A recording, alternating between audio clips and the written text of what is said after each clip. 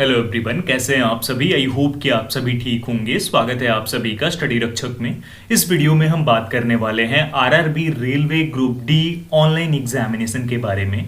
तो अगर आपका भी रेलवे का ऑनलाइन एग्जाम है, स्पेशली ग्रुप डी का ऑनलाइन एग्जाम है, तो ये वीडियो आपके लिए काफ़ी ज़्यादा इंपॉर्टेंट होने वाली है, क्योंकि इस वीडियो में मैं आप लोगों को स्टेप बाय स्टेप ये बताने वाला हूं कि जो रेलवे ग्रुप डी की सीबीटी होती है, यानी कंप्यूटर बेस्ड टेस्ट, वो किस प्रकार से होती है, और जब आप अपने ऑनलाइन एग्जाम के लिए अपीयर करोगे तो सेंटर पे किस तरीके से सारी चीजें होंगी, प्रोसेस होगी। और ड्यूरिंग द एग्जाम, यानी जब आप एग्जाम हॉल में होगे, जब आप कंप्यूटर स्क्रीन पे होगे, तो कौन सी वो गलतियां हैं जिन्हें करने से आपको बचना होगा, जो सिली मिस्टेक्स हैं जिसकी वजह से हो सकता है आपका सिलेक्शन ना हो पाए। और अगर आप उसे अभी समझ लेते हो तो आप आराम से क्लियर कर सकते हो, अगर आपकी तैयारी अच्छी खासी होती है तो अब ध्यान से देखना और सब कुछ समझना, क्योंकि कंप्लीट एग्जाम वाले इंटरफेस पे सब कुछ मैं समझाने वाला हूं। ध्यान से देखना। वीडियो को स्टार्ट करने से पहले यही बोलना चाहूंगा कि अगर आप हमारे चैनल पर नए हो और आपको लगातार अपडेट्स चाहिए और लगातार अच्छी वीडियो चाहिए, अच्छी क्वालिटी का कंटेंट चाहिए, तो इस चैनल को सब्सक्राइब करके बेल आइकन दबाकर ऑल कर लेना। सभी एग्जाम्स के लिए यहाँ पर आपको कंप्लीट कंटेंट मिलने वाला है। उसी के साथ हर एक एग्जाम की रिव्यू जो होगी, यानी जैसे ग्रुप डी की एग्जामिनेशन है उसके रिव्यू के क्वेश्चंस भी आपको यहाँ देखने को मिलेंगे, और बाकी बहुत सारा कंटेंट देखने को मिलेगा। उसी के साथ हमारे टेलीग्राम चैनल पर भी आप जुड़ सकते हो, डिस्क्रिप्शन में उसकी लिंक मिल जाएगी आपको। और वीडियो को ज्यादा से ज्यादा लाइक और शेयर जरूर करना। आप लोग बात करते हैं इसके बारे में। तो ग्रुप डी की तो मैंने बात कर ली, उसके साथ अगर आप एनटीपीसी, रेलवे, जेई या फिर आप रेलवे एएलपी का भी एग्जाम देने वाले हो, तो उसके लिए भी ये वीडियो अच्छी है और इसे देखकर उसके बारे में भी आप समझ सकते हो। तो बात करते हैं। देखिए, जब आप एग्जामिनेशन में हॉल में अपीयर होगे तो आपके सामने जो कंप्यूटर स्क्रीन होगी उसके सामने कुछ इस तरीके से आपकी स्क्रीन की इंटरफेस रहने वाली है, जहां पर आपके सामने सिस्टम नेम लिखी होगी। एक साइड पर आपका नाम, जो भी नाम होगा, जैसे अगर ऐसा है तो इस तरीके से मेरा नाम इस प्रकार से यहाँ डिस्प्ले होता हुआ आपको दिख जाएगा। वहीं पर सब्जेक्ट, जो मॉक एग्जाम होगी उसकी सब्जेक्ट यहाँ दिख जाएगी, और जो आपकी एग्जामिनेशन है उसके बारे में यहाँ पर लिखी हुई होंगी डिटेल्स, और यहाँ पर आपकी फोटोग्राफ दिख जाएगी। ठीक है। और यहाँ पर आपको अपने जो रजिस्ट्रेशन नंबर, रोल नंबर को डालना होगा। रोल नंबर के साथ यहाँ पासवर्ड डालना होगा, और उसके बाद साइन इन करने के लिए जब बोला जाएगा साइन इन करना होगा। जैसे ही आप साइन इन करोगे तो आपके सामने एक नया पेज ओपन होकर आएगा, और यहाँ पर जनरल इंस्ट्रक्शंस उस पर लिखी होंगी।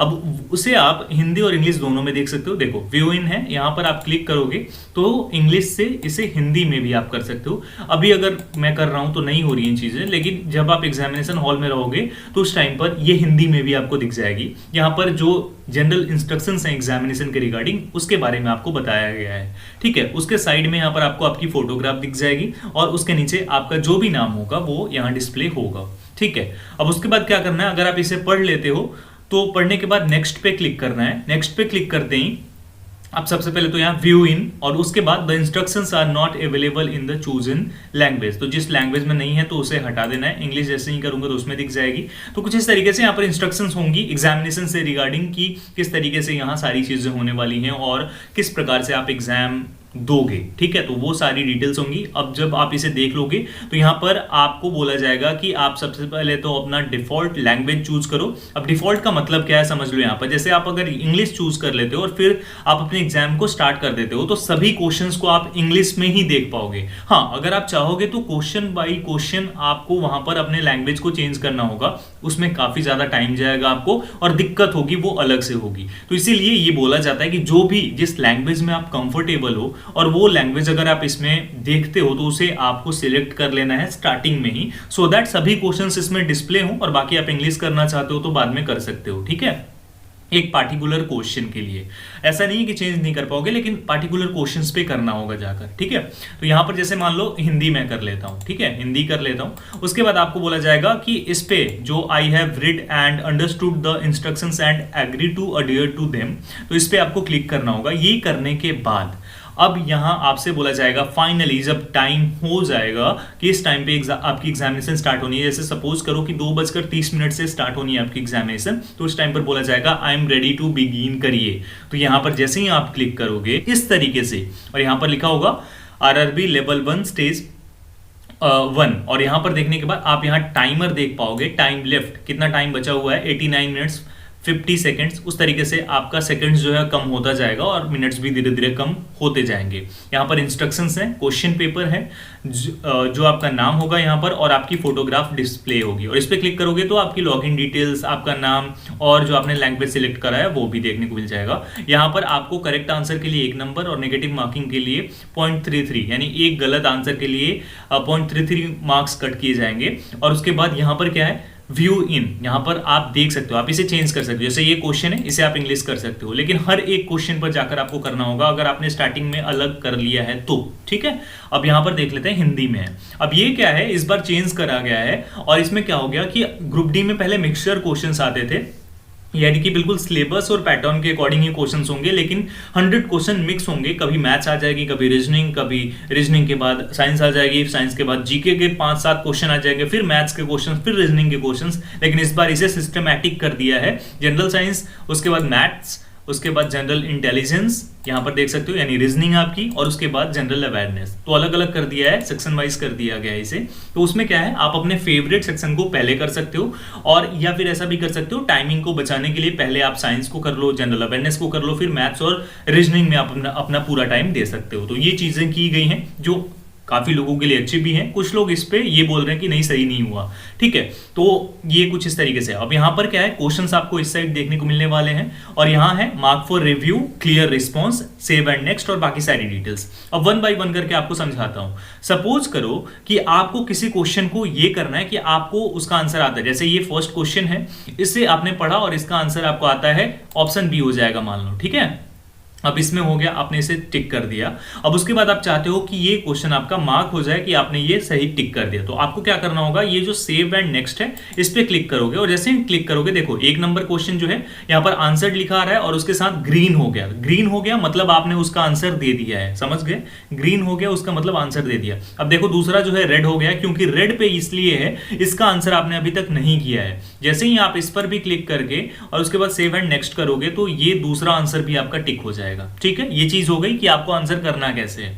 अब सपोज करो कि कोई क्वेश्चन है जिसमें आप थोड़े से कंफ्यूज हो, लेकिन आपको लगता है यही आंसर होगा, बाद में आप अगर रिव्यू करना चाहते हो तो आपको करना क्या है, simple mark for review and next कर देना। इस पे क्लिक करते ही ये जो है ये ब्लू आपको देखने को मिल जाएगा और मार्क फॉर रिव्यू देखने को मिल जाएगा। ठीक है, जैसे कि फिर से मैं करता हूं, ब्लू हो गया, देख लो, है ना। अब अगर सपोज करो कि कोई क्वेश्चन ऐसा है जिसमें कि आपको आंसर आता है और हो सकता है कि उसको एक बार और वेरीफाई करना चाहो आप लास्ट में, जब आपके पास टाइम हो तो उसके लिए क्या करना होगा, फिर से उस क्वेश्चन के आंसर पर जो आपको लगता है कि सही है उस पर क्लिक कर दो और mark for review for next कर दो। यहां पर देखो ये ब्लू तो हो गया, लेकिन उसके साथ एक साइन भी आ गया कि आपने इसका आंसर कर दिया है लेकिन आप रिव्यू करना चाहते हो। ठीक है, ये चीज हो गई। अब ये हो गया। अब उसके बाद रेड तो मैंने आपको बता दिया नॉट आंसर्ड के लिए है, जो विजिट नहीं करोगे उसके लिए कुछ व्हाइट इस प्रकार का दिखेगा।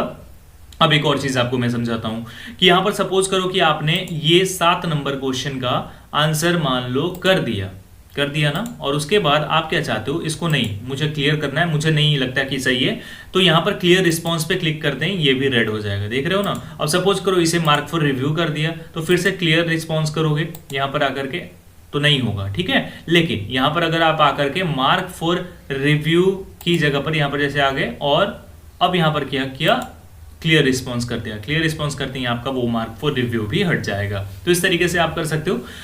अब ये चीजें हो गई, ये सब कुछ मैंने आपको समझा दिया। अब सपोज करो आपको किसी और सेक्शन में जाना है, यहां से आ सकते हो, आप अपने क्वेश्चंस को अटेम्प्ट कर सकते हो, यहां से भी कर सकते हो, यहां से भी, कोई भी सेक्शन आप पहले कर सकते हो, कोई दिक्कत नहीं है, लेकिन टाइमिंग में, विद इन टाइम, जो टाइमिंग आपके पास है 90 मिनट्स की, उसके अंदर ही। उसके बाद फाइनल सब कुछ हो जाता है तो सबमिट भी आप कर सकते हो, लेकिन सबमिट तो कोई करेगा नहीं, तो लास्ट मोमेंट पे खुद ही सबमिट हो जाएगी आपकी एग्जामिनेशन का जो एग्जामिनेशन पेपर है, और सारी चीजें सबमिट होकर सही तरीके से हो जाएंगी। तो कुछ इस तरीके से सब कुछ रहने वाला है। अब यहाँ पर जैसे एक और चीज मैं आपको समझा दूं, यहाँ जैसे ये देखो नॉट आंसर्ड में एक है, फिर से नॉट आंसर्ड करता हूं, 2 हो गया, 3 हो गया नॉट आंसर्ड। अब यहां से देखो मैं आंसर करता हूं, 1 हो गया, तो देखो ग्रीन वाला अभी जैसे यहां पर मैं 4 नंबर से करता हूं और यहां पर मैं आंसर कर लेता हूं और उसके बाद सेव करता हूं। ठीक है, तो एक ग्रीन हो गया और यहां देखो आंसर्ड 1। उसके बाद फिर से एक मैंने यहां पर सेव कर दिया और यहाँ से मैं करता हूँ सेव एंड नेक्स्ट, तो फिर से देखो 2 ग्रीन। तो इसी तरीके से आप जो भी करोगे उसमें आपको ग्रीन में मार्क फॉर रिव्यू में और answered and mark for review हो जाएगा। तो कुछ इस तरीके से ये सारी चीजें होने वाली हैं, यही प्रोसेस रहेगी। आपको बस माउस पे थोड़ा कंट्रोल होना चाहिए और थोड़ी आपकी स्पीड फास्ट होनी चाहिए। ये सबसे बेसिक चीज है। अगर आपके पास लैपटॉप है तो ज्यादा से ज्यादा मॉक टेस्ट लगाकर आप प्रैक्टिस कर सकते हो, किसी भी मॉक टेस्ट को ले सकते हो। और उसके साथ आप अगर आपके पास फोन भी है तो ज्यादा से ज्यादा मॉक टेस्ट लगाओ और ट्राई करो कि आप जो टाइमिंग है 90 मिनट्स की, उससे 2-3 मिनट पहले ही अपने टेस्ट को सबमिट कर दो। उससे क्या होगा, लास्ट मोमेंट पे सपोज करो या फिर एग्जाम के बीच में कोई प्रॉब्लम भी आ जाती है तो आपके पास 85-86 मिनट्स में पेपर को करने का चांस रहेगा। मतलब आपको ये प्रैक्टिस रहेगी। तो ये सारी चीजें आप कर सकते हो। इस तरीके से ही आपका कोई भी रेलवे का कोई भी एग्जाम हो, इसी तरीके से कंडक्ट कराया जाता है रेलवे की तरफ से। आप इसी के अकॉर्डिंग जाकर अपने एग्जाम को ऑनलाइन मोड में देते हो एग्जामिनेशन हॉल में। तो होपफुली आप लोग समझ गए होंगे कि रेलवे ग्रुप डी का एग्जाम किस तरीके से रेलवे कंडक्ट कराती है, आपको अपने एग्जामिनेशन हॉल में कैसे अपने एग्जाम को देना होगा। तो वीडियो अगर आपको पसंद आई हो, आपको इन्फॉर्मेशन हेल्पफुल लगी है, तो चैनल को सब्सक्राइब करके बेल आइकन दबाकर ऑल जरूर कर लेना, क्योंकि आने वाले टाइम में आपको एग्जामिनेशन रिव्यू भी यहाँ पर मिलने वाली है और बहुत सारा कंटेंट मिलने वाला है। डिस्क्रिप्शन में लिंक है टेलीग्राम चैनल का, वहां जाकर भी आप जुड़ सकते हो। इस वीडियो में इतना ही, जल्दी मिलेंगे। वीडियो को अगर लाइक नहीं किया तो लाइक कर देना, शेयर नहीं किया तो शेयर भी कर सकते हो और कमेंट करके बताना कि आपको वीडियो कैसी लगी। इस वीडियो में इतना ही। Thank you so much everyone. Jai Hind.